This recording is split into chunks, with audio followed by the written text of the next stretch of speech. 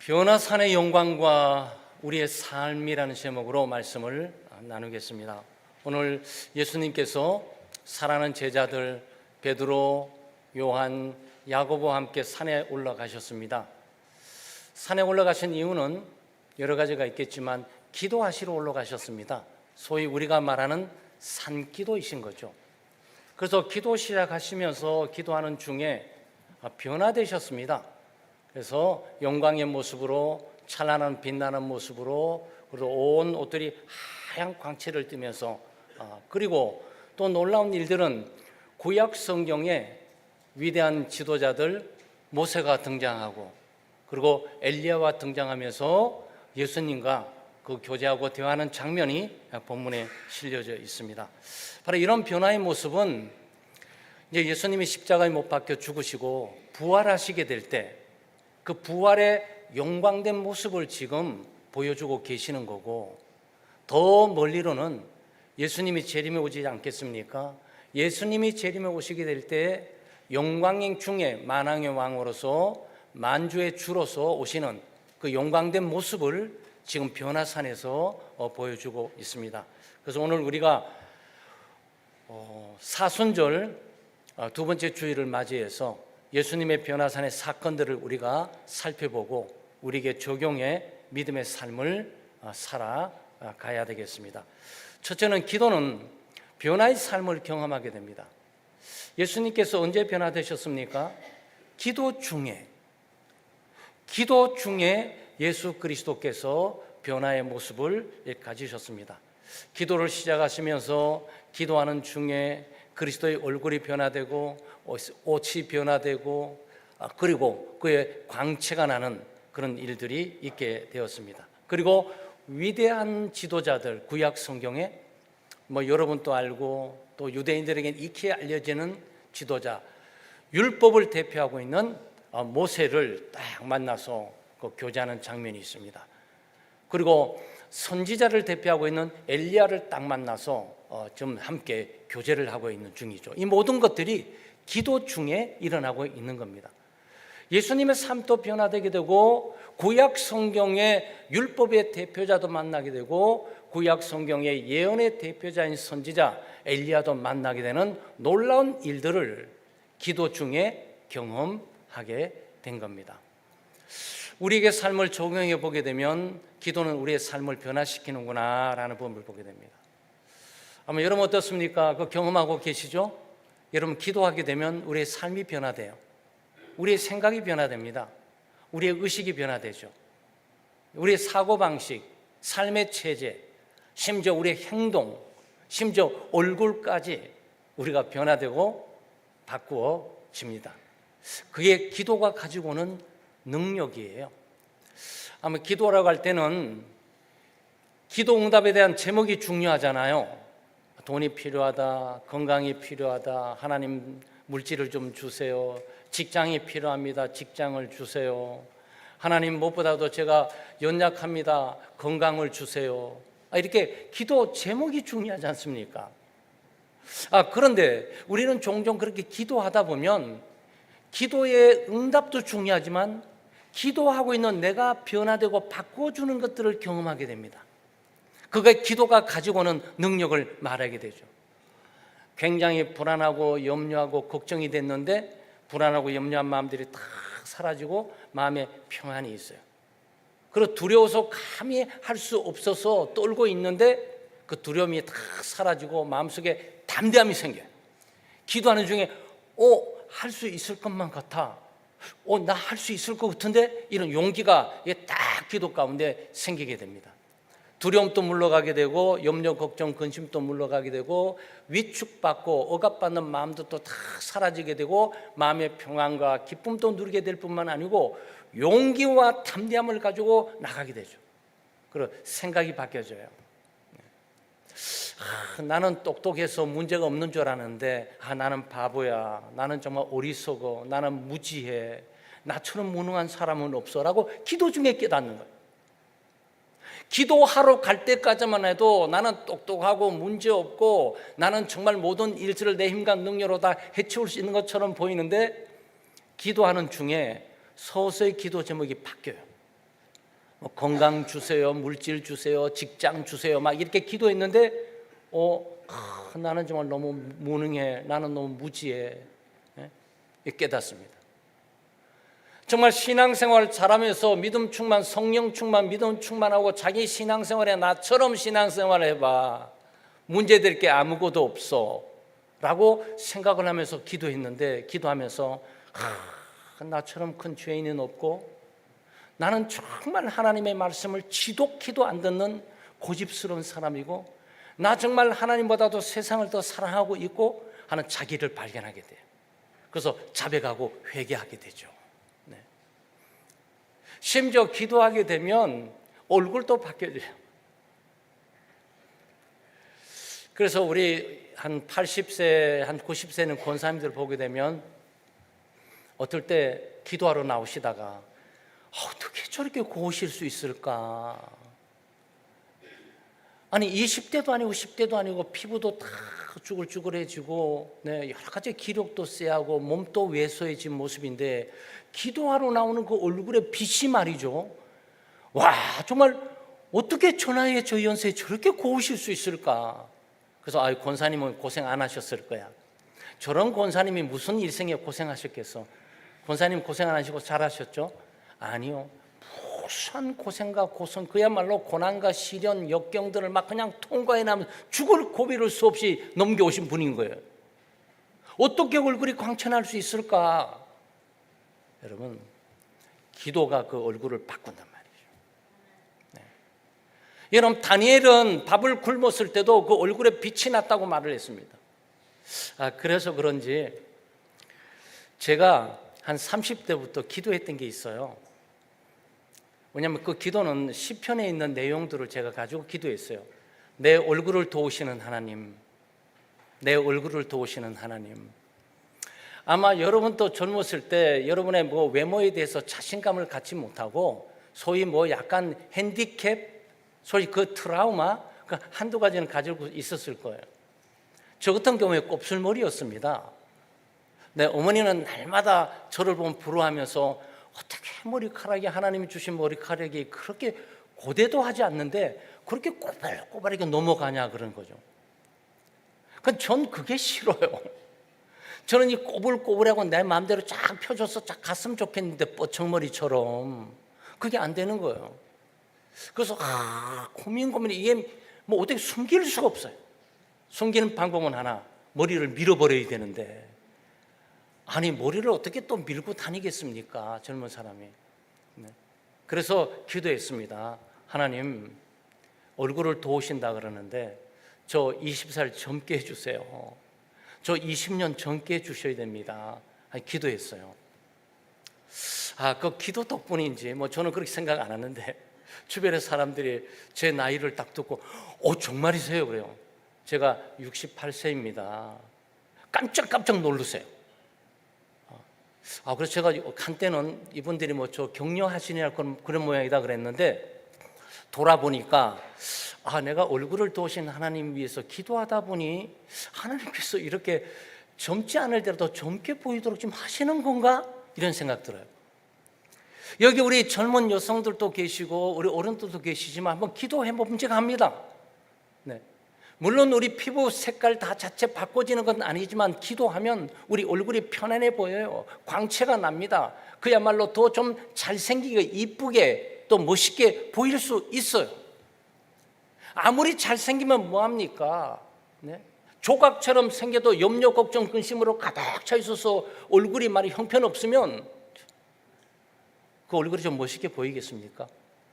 근데 좀 코도 이상하고 눈도 좀 이상하고 좀 볼도 좀 이상한데 이상하게 매력이 있어. 얼굴에 빛이 나면서 뭔가 굉장히 평안이 있고 대화를 나누고 싶고 가까이 가고 싶은 사람이 되는 거죠. 여러분, 기도의 능력은 이런 능력을 갖고 있어요. 우리의 의식을 바꿀 뿐만 아니고 우리의 마음도 바꾸고 우리의 영혼도 바꾸고 인생관도 바꾸고 가치관도 바꾸고 세계관도 바꿉니다. 그렇지만 우리의 외모도 바꿀 수가 있어요. 그래, 이거는 좀 생각하시면서 성령 수술 안 해도 되겠네, 그냥 기도만 열심히 하게 되겠네. 네, 저는 그렇게 해도 괜찮다고 생각합니다. 이 형체 자체를 하나님께서 바꿔주실 수는 없어도 이 형체가 빛나게 보이게 할 수는 있어요. 그 기도의 능력이죠. 또 기도하다 보면 하나님의 말씀이 깨달아져요. 여기 율법을 대표하고 있는 사람이 누구죠? 모세 아닙니까? 선지서를 대표하는, 예언서를 대표하는 사람이 누굽니까? 엘리야 아닙니까? 그러니까 예수님이 좀 율법과 예언서를 지금 맞대고 있는 거죠. 율법과 예언서를 통칭해서 뭐라고 그러죠? 구약 성경이라고 그럽니다. 예수님은 정말 구약 성경 전체를 지금 지각해서 지금 맞대놓고 있는 거죠. 물론 신학적으로 따지면 예수님께서 모세에게 율법을 주셨던 분이에요. 예수님은 엘리야에게 예언을 주셨던 분입니다. 이 격이 달라요. 네? 그럼에도 불구하고 예수 그리스도께서 구약을 대표하고 있는, 율법을 대표하는 모세를 만나고 예언서를 대표하고 있는 엘리야를 만났던 것은 우리로 하여금 조경적인 측면에서 기도하면 하나님의 말씀이 깨달아지네, 기도하면 율법이 떠올라지네, 기도하면 예언서가 읽혀지네, 이 부분을 우리가 적용할 수가 있죠. 그런데 사실이에요. 여러분, 하나님의 말씀을 읽어도 이해하지 못할 때가 많잖아요.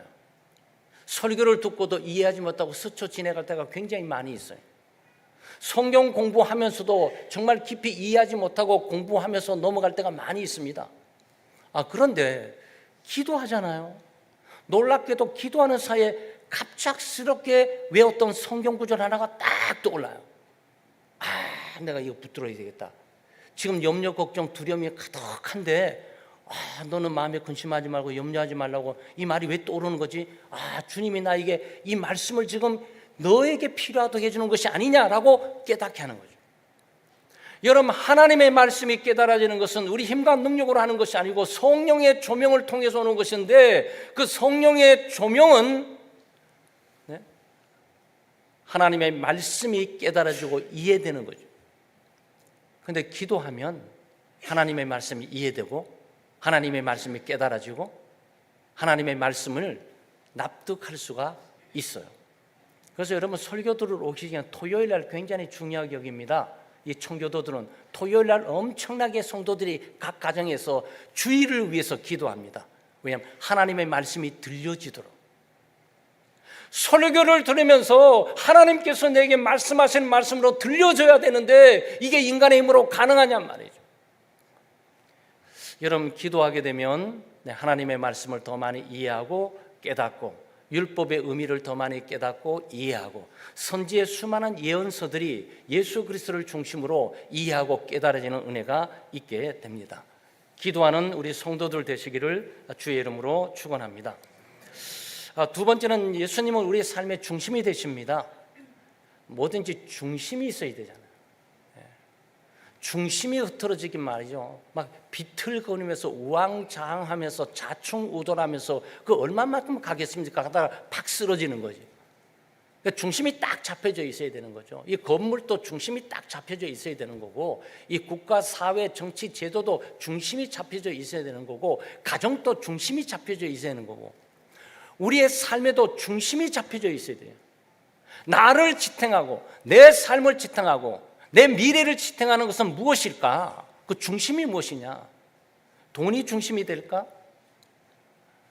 아니면 권력이 중심이 될까? 세상의 성공이 중심이 될까? 이거 다 바람 타는 거잖아요. 한순간 왔다고 한순간 훅 좀 날아갈 수 있는 거잖아요. 우리의 중심은 예수 그리스도셔야 합니다. 또 그리스도는 우리의 삶의 중심이에요. 여러분, 이 사건, 변화산의 사건 가운데 여기 지금 엑스트라도 나오고 조연도 나오고 주연도 나와요. 여러분, 주연을 찾으셔야 돼요. 마치 모세가 주연처럼 보일 수가 있어요. 엘리야가 주연처럼 보일 수가 있다고. 어쩌면은 베드로라든지 세 명의 제자들은 예수님 늘 가까이 하니까 구약 성경 꿈꾸던 그분들 아니야. 아마 집중이 거기가 있을 가능성이 더 많이 있습니다. 네? 그러나 여기에 주인공은 예수님이세요. 네. 모세도 지금 예수님을 보러 지금 오신 거고, 엘리야도 예수님을 지금 보러 오신 거고, 지금 이 상황이 지금 그렇게 가고 있단 말이죠. 그리고 지금 마지막에 그러지 않습니까? 네. 다 갔는데 오직 예수만 남았더라, 그러지 않습니까? 예수만 보이더라. 36절 말씀에 다 엑스트라 다 사라져요. 네. 조연들 다 사라집니다. 네. 오직 한 분 예수 그리스도만은 딱 남고 있게 되죠. 이게 주인공은 그리스도예요. 그리스도가 중심이에요. 우리 삶의 중심은 예수 그리스도여야 해요. 네. 아마 3명의 제자들이 여기에 잠자고 있어가지고 이 상황들을 깊이 이해를 못했을 거예요. 지금 누가 주인공인지 이거 잘 몰랐을 거예요. 잠결에 일어나가지고. 그래서 성도들은 영적인 잠을 자면 안 돼요. 다른 사람 다 은혜 받고, 다른 사람 다 그리스도의 영광을 보고, 다른 사람 다 하나님의 말씀과 율법과 선지 예언서의 의미를 깨닫고 있는데 쿨쿨 자고 일어나가지고 갑자기 지금 상황을 본단 말이에요. 그러니 세상이 바뀌어져 있는 거예요. 예수님의 모습도 바뀌어져. 예수님 나사렛 출신의 가난한 동네에서 분이 아닌 것 같아. 언제 옷을 저렇게 화려한 것을 입고 계시지? 와, 예수님 목수의 아들인 줄 알았는데 목수의 아들이야. 저 모습 봐봐. 저거는 왕궁에 있던 왕 이상의 모습 아니야. 지금 여기 이렇게 보고 있단 말이에요. 그런데다가 더 놀라운 일은 구약 성경에 있는 율법을 대표하고 있는 모세가 있죠. 예언을 대표하는 엘리야가 있죠. 막 충격을 받아. 여기가 좀 땅이냐 하늘이냐. 그래서 지금 말 한마디 하는 거죠. 여기가 좋사오니, 예수님 여기가 좋습니다. 지금 여기가 천국입니다. 와, 우리가 꿈꾸던 바로 그 삶이었어요. 네. 초막세계 지어야 되겠습니다. 하나는 예수님을 위해서, 하나는 모세를 위해서, 하나는 엘리야를 위해서. 여러분 좋아요. 얼마나 가력합니까? 헌금 안 하고 집도 안 지어주고 예수님 갈 때만 가시고 뭐 아무렇게 사세요. 뭐 모세고 뭐고 없습니다. 이런 사람도 있을 텐데 그나마 지어드려야 되겠다. 이거 좀 헌신적인 건 아니겠어요?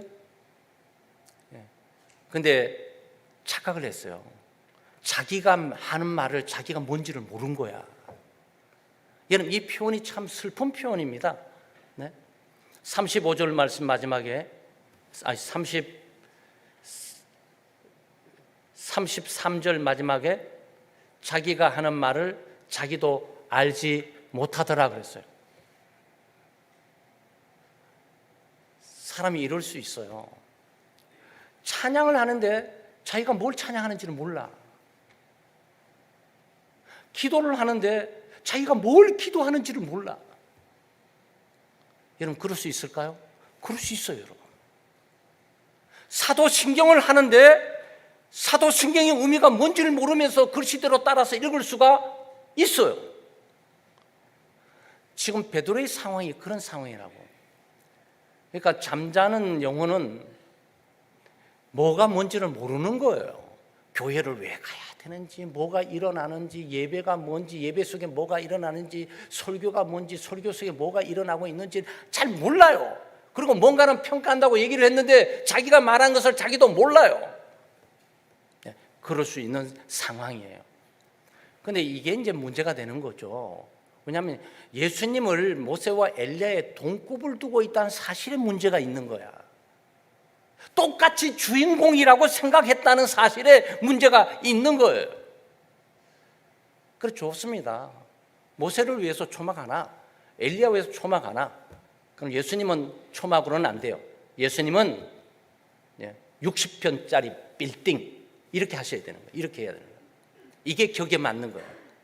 이게 조용과 주인공의 차이예요. 지금 예수님께서 이 변화산에서 보여주는 이 모습들은 우리로 하여금 우리 삶의 주인이 누구시고 주인공이 누구이시며 분명하게 보여주는 사건이죠. 그런데 이것들을 고백하는데 베드로, 요한, 야고보는 실패했습니다. 예수님은 만왕의 왕이시고 만주의 주가 되시는 분이에요. 하나님이 세상을 창조하실 때 그때 함께 하셔서 세상을 창조하셨던 분이세요. 예수님 지금 변화된 모습입니다. 십자가에 못 박혀 죽으시고 3일 만에 부활하실 생명의 주인의 모습이에요.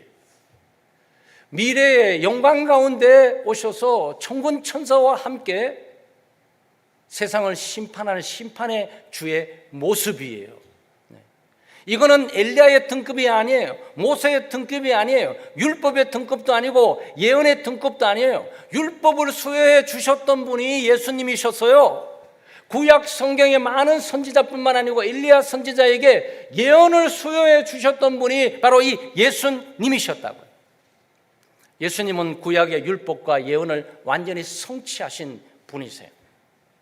그래서 예수님은 우리의 중심이 되시는 분입니다. 그래서 우리는 여기는 그대로 오직 세상에 많은 바라볼 것이지만 예수만 보이더라 라는 고백이 있기를 주의 이름으로 축원합니다.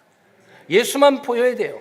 예수 그리스도만이 우리의 주가 되시고, 예수 그리스도만이 우리의 왕이 되시고, 예수 그리스도만이 우리의 구원자가 되시고, 예수 그리스도만이 우리를 하나님께로 인도하시는 분이십니다. 마지막으로 우리는 예수님의 말씀에 순종해야 됩니다. 예수님을 믿고 사는 길은 예수님을 따르는 길이에요. 예수님을 따른다는 의미는 예수님의 말씀에 순종한다는 의미예요. 예수님이 가라고 그러면 가는 거고, 예수님이 오라고 하면 오는 거고, 예수님이 서라고 하면 서는 거고, 예수님이 앉으라고 하면 앉으는 거고, 예수님이 살라 그러면 죽고 싶어도 사는 거고, 예수님이 죽으라고 하면 살고 싶어도 죽는 거예요. 이것이 기독교인의 삶이 철저히 그리스도의 중심뿐만 아니고 그리스도의 말씀을 따라 살아가는 삶임을 우리에게 보여주고 있습니다. 그러니까 모세와 엘리야가 떠났어요. 떠나니까 갑자기 구름이 쫙 끼는 거죠. 구름이 끼면서 갑자기 이 구름은 구약 성경에 하나님의 임재의 상징이에요. 구약 성경에 하나님께서 성막 가운데 불기둥과 구름기둥, 이스라엘 백성을 불기둥과 구름기둥, 이 구름은 말이죠, 하나님께서 임재하시는, 내려오시는 그 상징적인 의미의 현상을 보여주고 있는 거죠. 구름이 쫙 두려워 떨었어요. 두려워 떨었다면 아마 이 구름이 쫙 꼈지만 예수님의 빛나는 모습만은 번쩍거리고 보였을 거예요. 아마 그 빛남이 더 어둠 가운데 더 깊이 와닿았을 겁니다. 그러니까 두려워 떨었어요. 떠니까 하늘에서 소리가 들리는 거죠. 구름을 뚫고 오는 소리가, 이는 내 아들이다.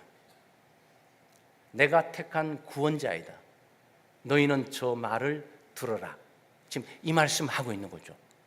하나님께서 내려오셔서 아들 되신 예수 그리스도에서 모든 것들을 위임해 놓으신 하나님이시며 하나님의 아들이시고 영광의 구주이시며 영광의 주님이심을 우리에게 보여주고 있는 거죠. 변화산의 최종 선언은 뭘로 마감하고 있습니까? 예수의 말을 들으라 라는 걸로 마감하고 있습니다. 엘리야의 말을 듣는 것이 아니고 모세의 말을 듣는 것이 아니고 유명한 사람들의 말에 귀를 기울이는 것이 아니고 오직 예수 그리스도만 보고 그리스도의 말씀만 따라 순종해 살아가라는 거예요. 그러니까 하나님께서 여기에 예수 그리스도를 보증해 주고 있는 거죠. 아마 예수님을 제자들이 따르면서 목수의 아들이신데, 그리고 우리와 똑같이 먹고 마시고 입는 걸 보니까 분명히 사람은 사람인 것 같은데, 뭐 유명하고 놀라운 말씀을 해서 뭐 들을 만한 거 있는 것 같기도 한데, 근데도 긴가민가하면서 지금 따라가고 있는 거예요. 그러니까 변화산의 사건은 그게 아니고 하나님께서 직접 제자들에게 보증하시면서 저는 내 사랑하는 아들이다. 내가 선택한 아들이다. 그 선택은 십자가에 못 박혀 죽음으로 너의 죄를 용서해 주실 구세주가 되시는 분이기에, 그리고 그분의 말을 들어라. 위임하셨잖아요. 그러니까 이건 뭐죠? 예수 그리스도를 보는 사람은 하나님을 보는 거예요. 예수 그리스도를 믿는 사람은 하나님을 믿는 거예요. 예수 그리스도를 영접하는 사람은 하나님을 영접하는 거예요. 예수님의 말씀에 순종하는 사람은 하나님의 말씀에 순종하는 거예요. 그렇게 되는 겁니다. 그래서 이게 지금 말하고 있는 거죠. 예수님은 단순히 4대 성인 군자 가운데 하나, 석가, 공자, 맹자, 소크라테스, 이런 반열과 계열에 있는 분이 아니에요. 이분은 하나님이고 하나님의 영광의 광채를 가지고 계신 분이란 말이죠. 우리 믿음의 대상이 되는 분이시죠. 그래서 우리 제자들의 미래는 바로 이 말씀에 달려있어요. 예수님의 말씀을 순종하냐 안 하느냐에 달려있어요. 우리 삶의 미래는 뭐에 달려있을 것 같아요? 변화산에 있는 마지막 최종 선언은 그의 말을 듣는 것이 우리의 삶의 미래를 결정짓는 거예요. 우리의 축복과 우리의 형통한 삶과 우리의 복된 삶과 우리의 은혜로운 삶과 우리의 미래의 행복한 모든 삶이 그의 말씀을 듣는 것에 달려있어요. 이 최종 선언이에요. 이 말씀 이상 더 이상 줄 것이 없어요. 그리스도 이외에 또 다른 자가 와서 하나님의 말씀을 전할 자가 이 땅에는 없어요. 예수 그리스도는 최종 율법의 마지막이고 예언의 마지막이에요. 그리스도 이상으로 하나님께서 인류에게 주신 말씀은 없어요. 그리스도가 최종적인 하나님의 말씀이에요. 그래서 여러분, 우리 개인의 운명 미래요, 바로 이 말씀에 순종하는 것 달려 있어요. 여러분의 가정 미래 운명, 여러분의 가정이 하나님의 말씀, 그리스도의 말씀에 순종하냐 안 하냐 여기에 달려 있어요. 우리 교회의 미래를 누가 책임지면서 운명을 어떻게 될까? 오늘 우리가 예수님의 말씀에 순종하냐 안 하냐 여기에 달려 있어요. 심지어 민족과 국가의 운명, 지금도 어려움을 많이 겪고 있지 않습니까? 수많은 대통령들이 오가기도 하고 수많은 국민들이 당을 뽑고 여러 가지 파벌이 있고 전쟁이 되지만 국가는 여전하게 어려움을 겪고 가지 않습니까? 국가의 운명을 누가 책임집니까?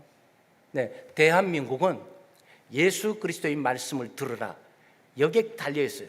정부도 예수 그리스도의 말씀을 들어야 되고 국회도 예수 그리스도의 말씀을 들어야 되고 국가의 운명이 여기에 달려 있다고요. 이것이 행복의 길이고 축복의 길이고 구원의 길이고 번영의 길이고 바로 성공의 길이에요. 그래서 하나님께서 최종 그리스도를 앞에 놓고 제자들에게 너희는 예수의 말을 들으라 그렇지 않습니까? 우리 창대교회는 하나님의 말씀을 듣는 순종하는 믿음의 공동체가 되어야 되겠습니다. 사랑하는 성도 여러분, 사순절 두 번째 주일을 맞이해서 변화산의 영광을 살펴보았습니다. 기도는 우리의 삶을 변화시킵니다. 열심히 개인적으로, 공동체적으로, 그룹적으로 기도하는 성도들 되시기를 주의 이름으로 축원합니다. 우리의 미래는 예수 그리스도의 말씀에 순종하는 것에 달려 있습니다. 또 우리의 삶은 성공과 미래 축복은 예수 그리스도를 중심으로 사는 삶에 집약되어 있습니다. 그래서 우리는 예수 그리스도를 중심으로 오직 그리스도 위에만 견고하게 우리의 삶을 세우고 그리스도만 따라가고 그리스도의 말씀만 귀를 기울이고 그 말씀에 순종함으로 하나님께서 약속해 주셨던 성공과 승리의 길, 번영과 축복의 길, 개인적인 삶과 가정, 교회의 회복과 치유의 길이 열려지는 역사가 있기를 주의 이름으로 축원합니다. 영광스럽고 거룩하신 하나님 아버지, 우리의 삶 가운데 주님의 말씀을 조명해 주시고 변화에 대한 도전을 통해 주님께 더욱 가까이 나갈 수 있는 은혜를 주심에 감사를 드립니다. 오늘 예수님께서 변화의 산에서 보여주신 영광을 기억하며 우리도 주님의 임재 속에서 변화되기를 간구합니다. 세상의 가치관을 따르던 우리의 옛 모습에서 벗어나 주님의 말씀에 순종하며 새롭게 된 삶을 살아가도록 우리를 인도하여 주시옵소서. 삶의 모든 영역에서 주님의 빛을 드러내는 도구로 사용되기를 원합니다. 우리의 말과 행동, 마음가짐이 주님의 사랑과 진리를 반영하게 해주시고 주변 사람들에게 변화의 삶의 증거를 보일 수 있는 삶을 살아갈 수 있도록 해주시옵소서. 어려움 속에서도 주님을 중심으로 모시고 살게 해주시고 주님을 신뢰하며 주님의 계획을 따라 살아갈 수 있게 해주시옵소서. 우리의 삶이 세상의 소망이 되신 예수 그리스도를 증거하는 삶으로 충만하게 채워지게 해주시옵소서.